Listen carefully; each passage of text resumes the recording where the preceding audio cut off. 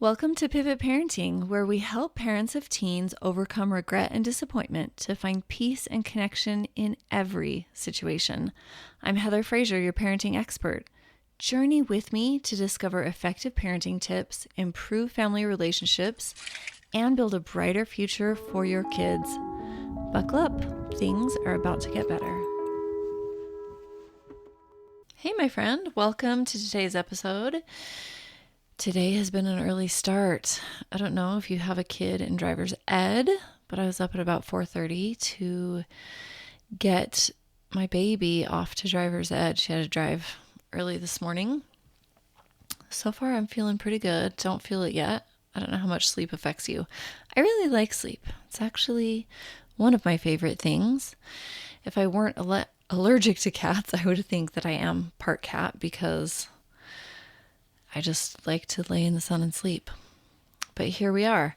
Today is the beginning of an amazing 6-step sequence. So basically now until the end of February, each week's episode is going to be one of these 6 steps.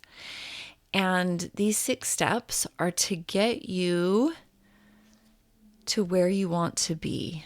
I have tried to siphon down and distill the 6 most common misconceptions or things that parents miss in order to correct basic mistakes in relationship. Okay, obviously we're talking about teens, but these can be applied to your parents or family of origin. They can be applied to the relationship with yourself, with your partner or spouse. They can be applied in all the different directions, but it is about you and giving you the peace of mind that you want, because that's why I'm here doing this. I actually just love and want to help you. And the fact that you're here listening means that you haven't given up, which I applaud. And I just want to say good job, because it is tempting sometimes to give up. Sometimes it feels impossible. Sometimes you're exhausted and burnt out. And sometimes there's that little voice in your head that says maybe it's too late, but you're still here. You're trying. That means that there is still hope. I want you to know that your hope is not misplaced and that I am here for you. And I get it. I used to sit in my car in the garage. Sometimes I still do, but it's not as painful. Or hide in my bathroom or closet, just needing time to myself because I was so burnt out. Just sitting there, not wanting to engage in what was waiting for me on the other side of the door. Tension, eye rolls, that overwhelming sense of failure. The conversations that somehow always turned into my hurt feelings or me doing it wrong. Do your teenagers like to correct you? I am right here with you.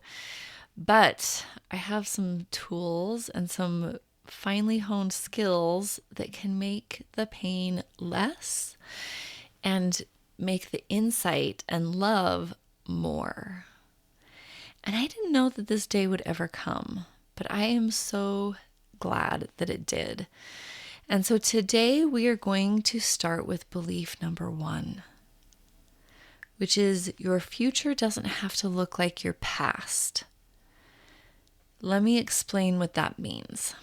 When I was in the thick of it, I just thought that my future was doomed and that my kids would never really want to engage with me because they didn't want to engage with me in the present. And I looked around and I thought, this is just how it's going to be, because I literally didn't have the skill set to do anything different. And so if you have ever caught yourself thinking, is this just who I am as a parent? Or maybe here we go again and I don't know what else to do. Why do we have to do the same thing for the umpteenth time?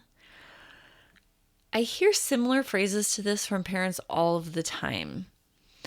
And they've tried so many things and nothing has really worked because they're trying to find the magical phrase. Like if I just say it nicely, or if I threaten, or if I bribe, or if I cry, then it will click for them and they will be different. They will do it different how I want them to.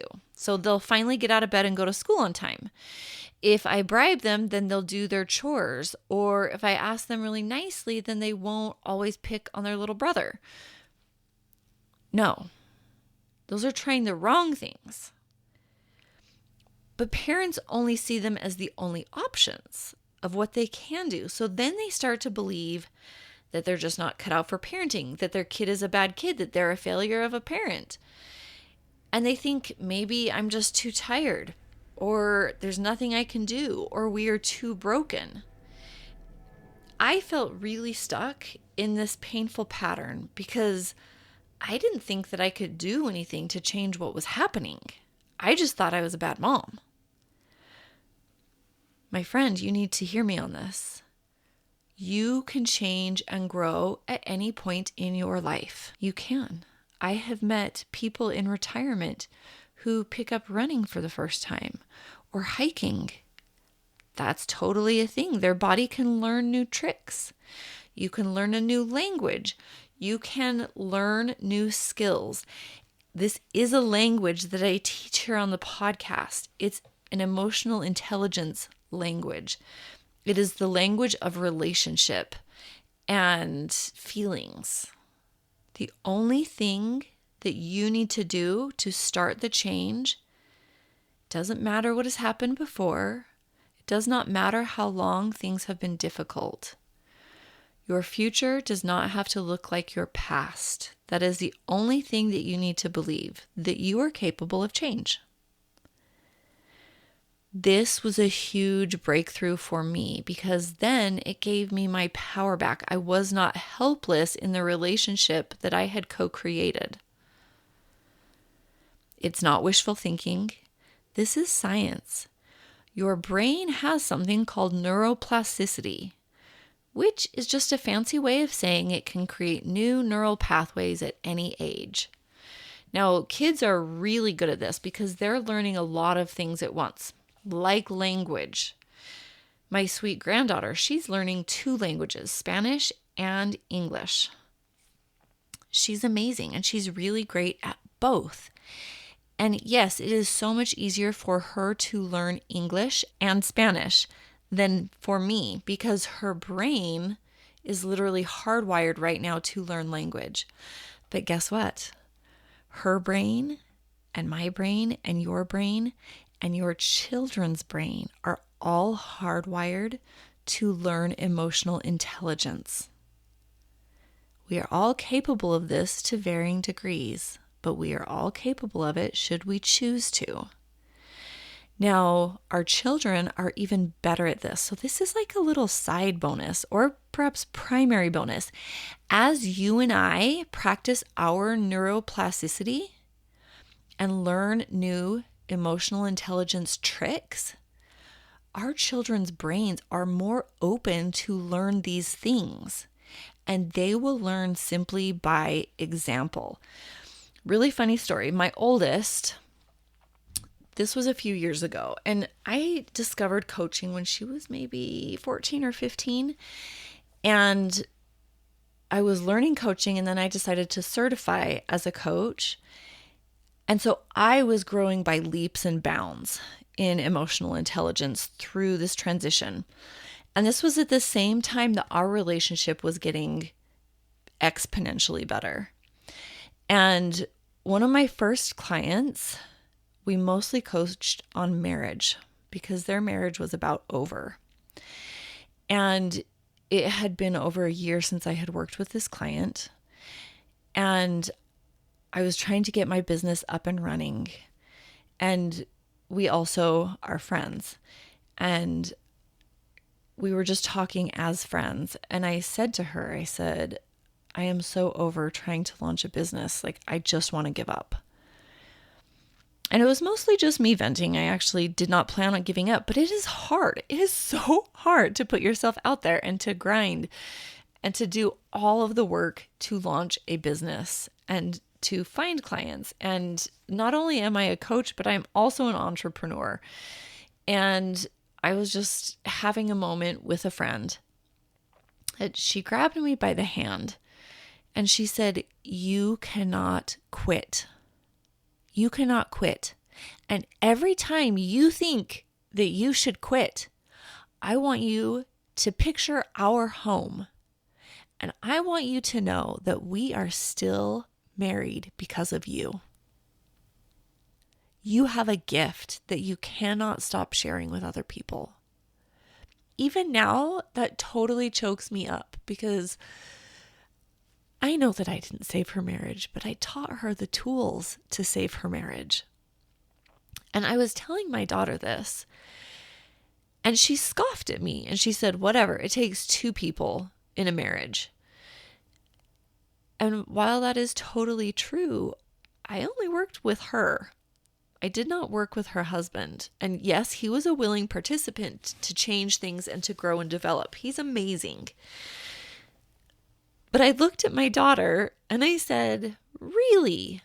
Because our relationship, you and I, completely different, even though I'm the only one that did the work. And my daughter was silent. And she usually likes to be right and has a lot of opinions.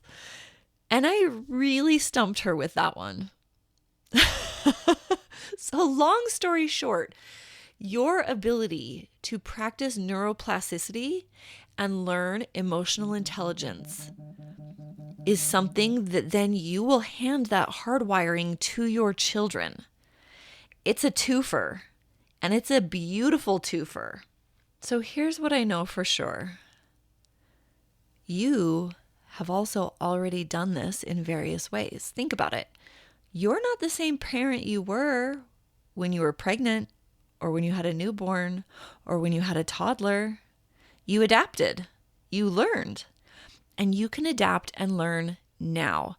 I know that teenagers have this special gift of triggering so many things inside of us that we feel rather helpless. But you're not helpless. If change wasn't possible, nobody would ever move through this. And I have lots of examples of people who have, my clients, myself. You're capable of this. I promise you are. All you have to do is have an inkling of hope, a desire for things to shift.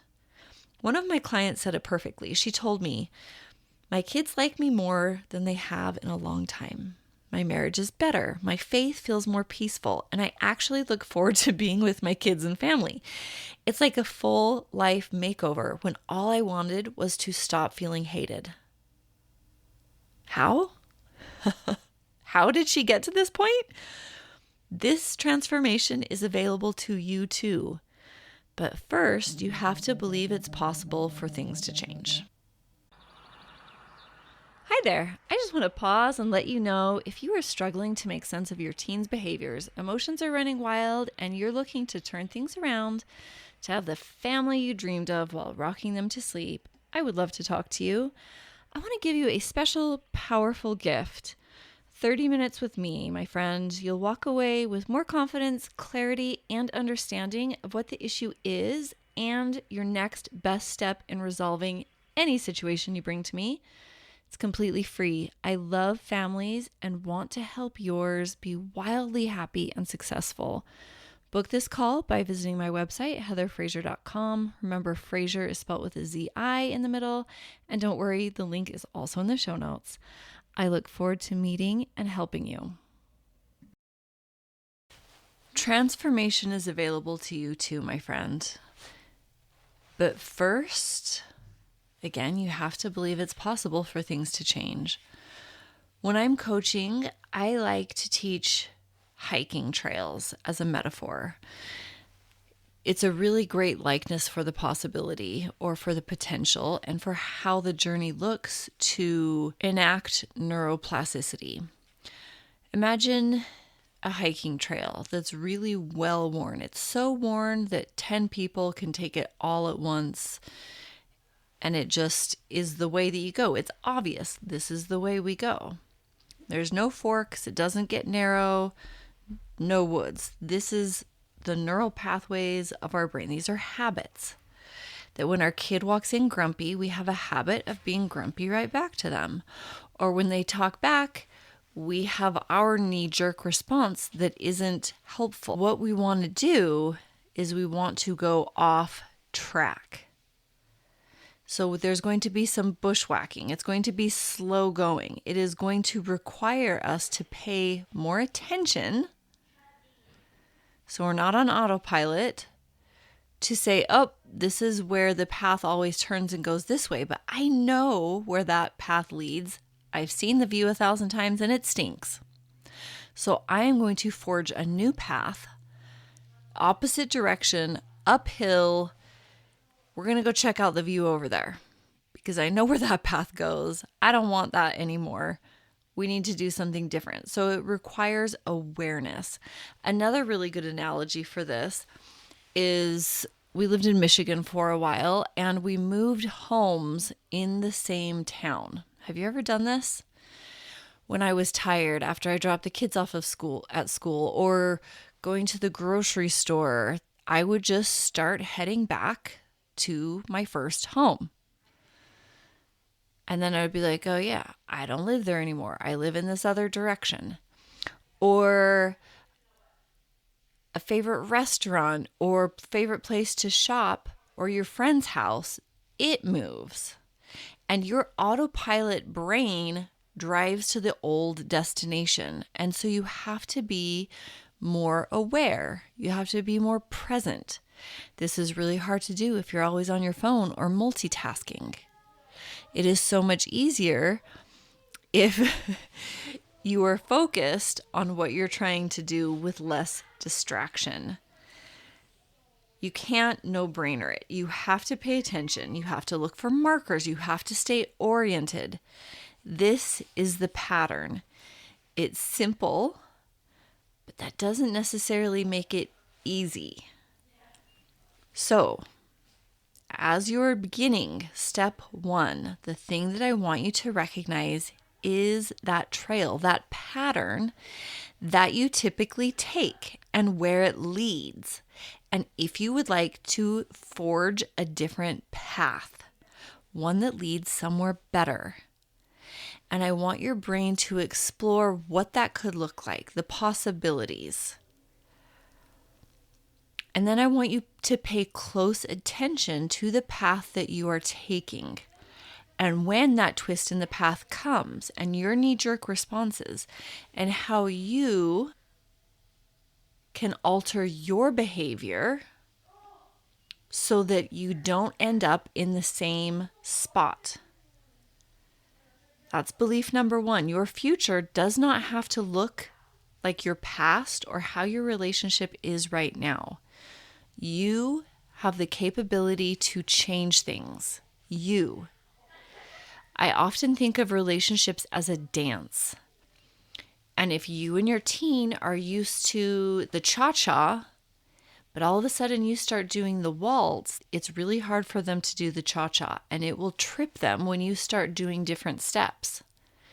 And this is a good thing because we want to bring awareness. We don't want autopilot taking us down this wide trail to the road of despair that we're always going to that ends in a mud pit. Okay, we want the view up the hill. So stick with me. Implement your awareness and your presence, and I will talk to you next week to introduce step number 2. Heather is the one, an expert in the field. She knows her parenting stuff, including how confusing it can be. You've tried it all, and it's a lost cause. Crying in the closet 'cause you failed at being a mom. But think again, there's peace around the corner, and there's hope in your hands. Your kid just wants your love.